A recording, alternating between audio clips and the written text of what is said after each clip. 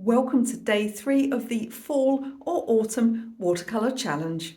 So if you're just coming across this video and you're new to this challenge, I'll explain what it is in a moment. But first of all, let's talk about today's subject. We're going to do a lovely Frosty spider's web. Now you will need a little bit of masking fluid for this, but the challenge and the videos stay up forever, so there's no hurry. You can always bookmark this tutorial and come back to it. Now, if you're new to this painting challenge, what we're doing a fall or autumn based watercolor every day for a week. As I said, it doesn't matter when you come across these videos, you can do this challenge at any time. Now, the full tutorials are here on YouTube and are free to watch, but if you do want to download the accompanying PDFs, they've got all sorts of good stuff in there like photographs and tracings and colour lists and colour swaps, so you don't have to have the same colours as me. Then you can get those for the entire week for all 5 days for just $5. I am making a small admin charge this time because it does take up a lot of my time to make these videos. Now, with most of the days this week, what's happening is I'm finding things actually outdoors and bringing them in and photographing them,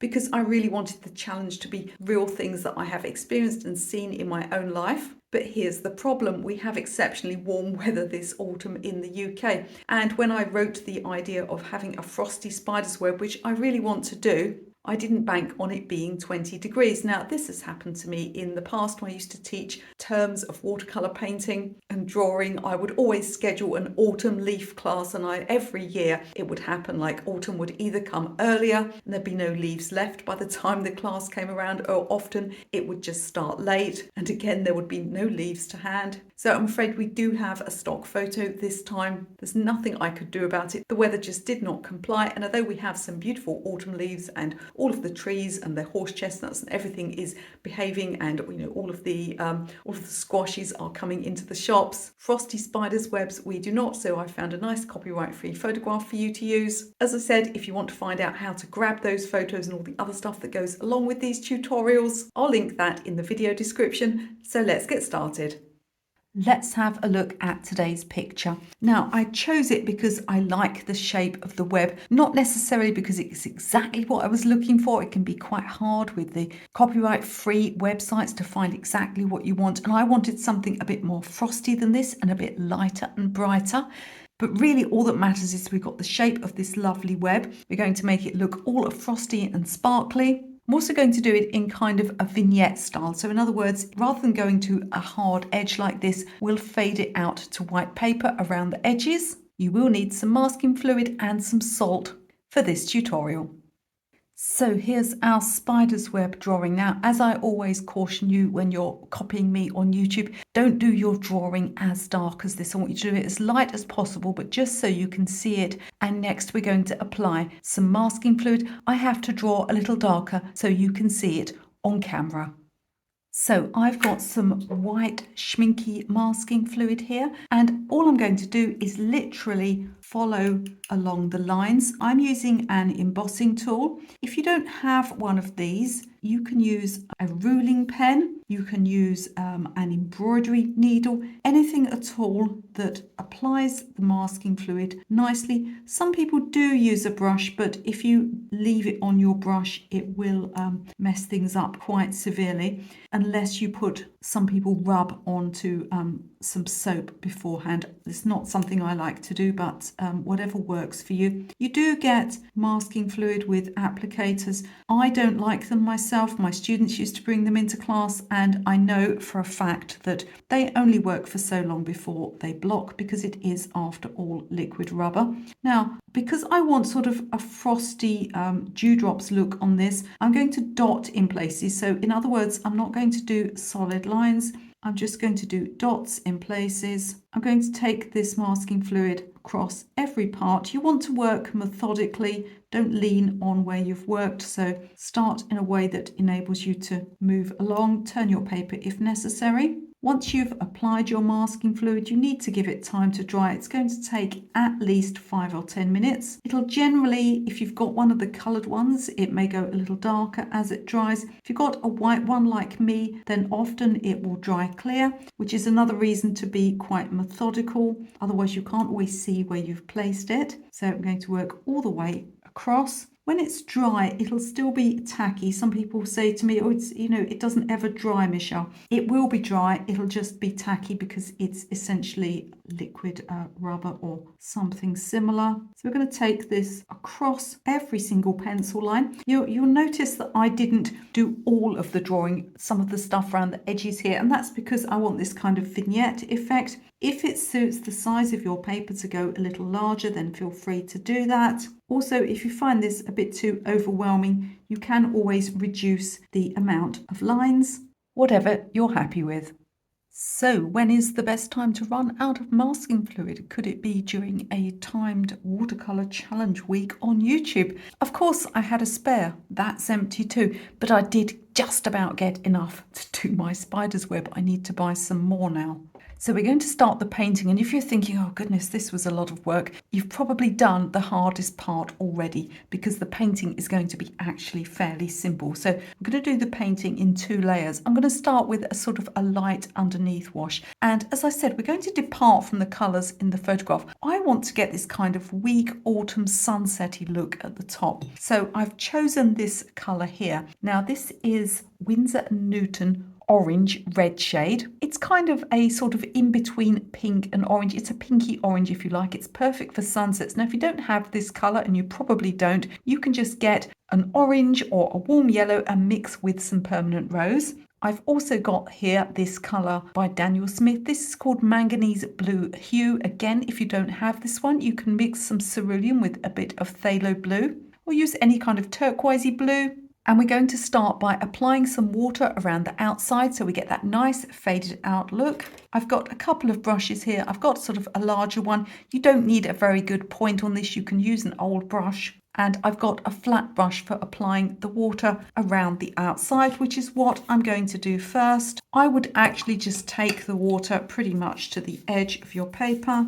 What you're aiming for is saturation without puddles. So you might need to dry your brush now and again. And then before it dries, we're going to go straight in at the top. I think I could have used actually an even larger brush than this. And you'll see that when we hit the edge of the water, we get this lovely soft blended edge. You want to work quite quickly before that outside layer of water dries. Let's pop some blue lower down. I'm using an older brush because the masking fluid can be a little hard on a good brush. Let's just come a little darker here. But don't go too dark with this first layer because we're going to go on top with some other colours and some salt. And we need a bit of lightness for that to work. And where these colours join, we'll get an interesting granular sort of purple effect. Speed over accuracy here. Pop your paint on and leave it alone. So we're about halfway through, and before we carry on, can I just encourage you to like, share, subscribe, leave me a comment, all of those good things. I do hope you're following along with these tutorials with me. And don't forget to share them with a friend. I want these to go out and reach a lot more people. This is why I've made them, and they're very beginner accessible because you don't actually have to do much drawing. And so if you know someone that's just starting out in watercolour painting, please share this video with them. It's an ideal starter project.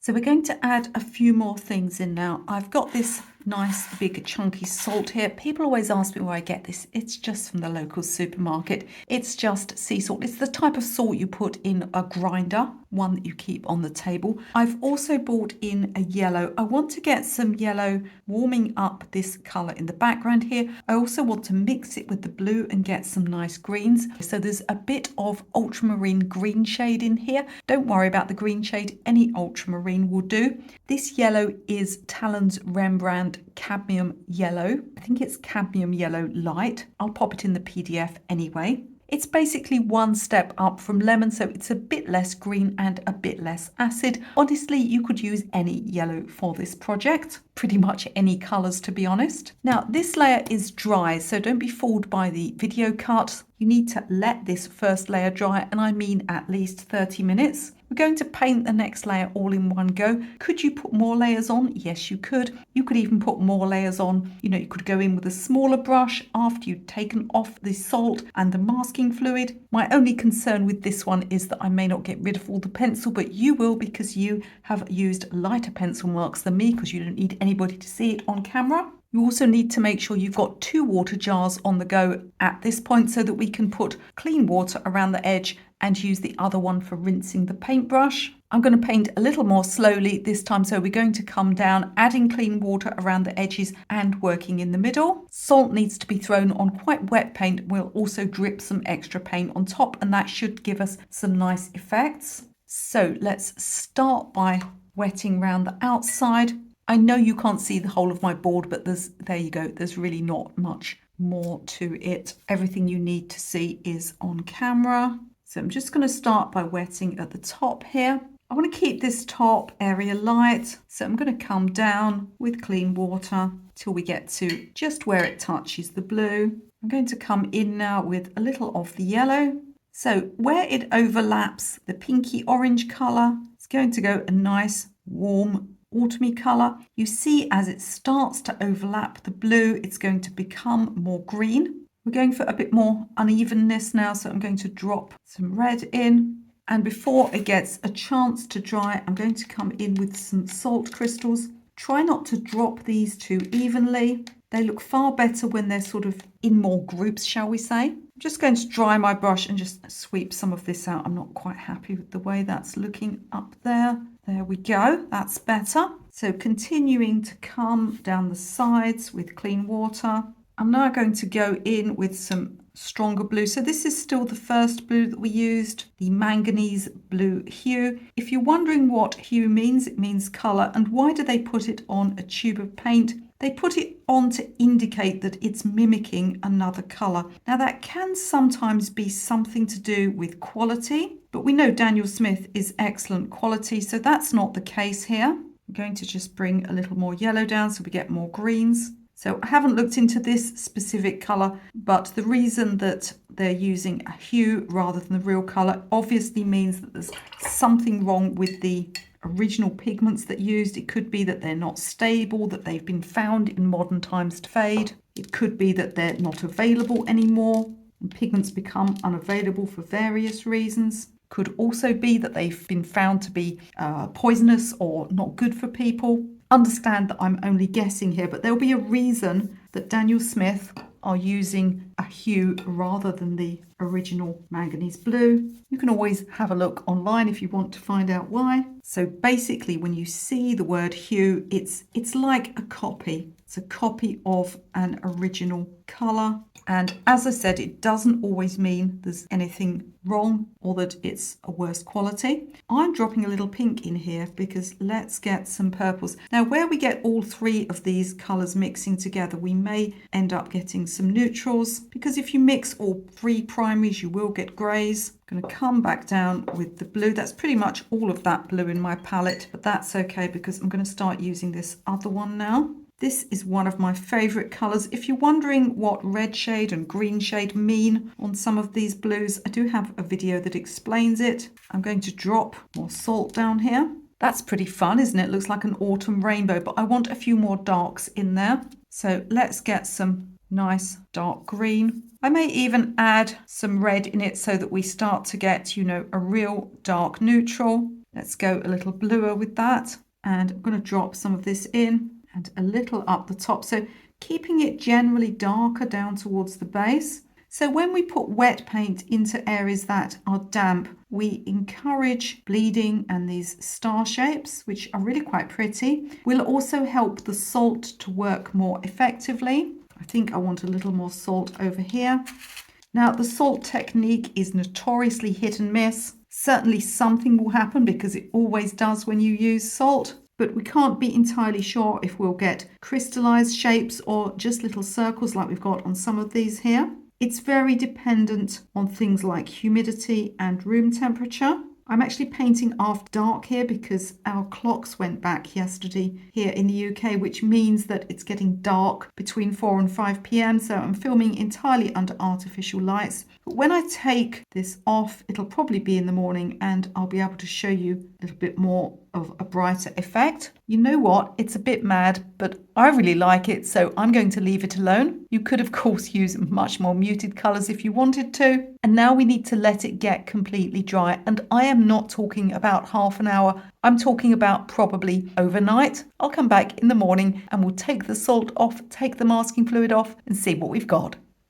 So here we are next morning and everything's dry. Hopefully the light is a little bit better for you. So what you want to do at this point is just brush the salt off into a rubbish bin, and then you're going to rub the masking fluid off. Now you can use fingers, but apart from the risk of getting oil from your hands on the paper, it can actually, I mean, I've even caused myself a blister doing this on a very large painting. So I suggest using an eraser, and what that should do, as well as removing the masking fluid, it should also remove the pencil. Mine may not come off completely, as we talked about before, because I have to work a little heavier on camera, but yours should come off absolutely fine. You'll notice that in this painting I used granulating colours because I wanted the maximum amount of texture. And if you didn't have masking fluid, you could of course do this picture with something like ink. I would advise against perhaps working on top with white paint. It doesn't tend to look very natural. But a permanent black ink, it doesn't have to be a white web, a permanent black ink could also be a nice effect. I'll put a picture up so you can see how it turned out in the end. So do let me know in the comments if you're going to have a go at this tutorial. I think it's a really fun and accessible project for beginners. You're almost guaranteed success. If you are coming across this video in the future, I'll link all of the other Autumn Challenge videos in the description of this one. I'll see you on day 4 of the Autumn Challenge, and meantime, YouTube will put some excellent videos up for you to watch right here.